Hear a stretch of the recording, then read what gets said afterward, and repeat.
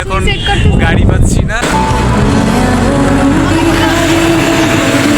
ঈদের দিন মোরা হক্কুলডি মিটে চলে গেছিলাম বেকুটিয়া সেতু দেখতে।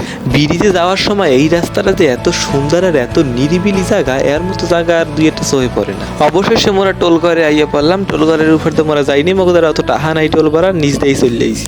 আসরের নামাজটা এখানে পড়লে এবার মোরা আবার রওনা দিছি। এখানে উড়ন্ত সেতুর ঝুলান্ত ব্রিজ দিয়ে উঠতে যাই কোমরের অবস্থা 12টা বেজে গেছে। অবশেষে মোরা পৌঁছাইলাম সেই বেকুটিয়া সেতুর উপরে আইয়া।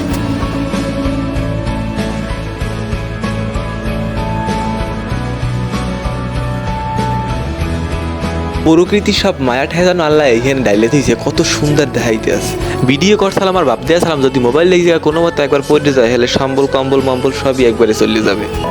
মুঠো ভরা মিথ্যে ফোন, ফিরে আসা ডাক পিয়ন, মিছি মিছি মন কেমন ছিলে না যখন ভালো। সন্ধ্যার পর হইতে যে এত গাদাগাতি এত বীর ওরে মোর খোদারে মা। সন্ধ্যার পর মনে হইতেছে নতুন একটা জগতে আবার আইয়ে পড়ছি। এখানে আইয়ে মোর একটা গানের কথাই মনে পড়ছে।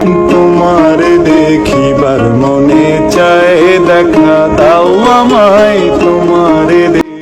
আজকের মতো আমাদের ঘোরাঘুরি এখানে শেষ, কিন্তু আমরা এখন গাড়ি পাচ্ছি না।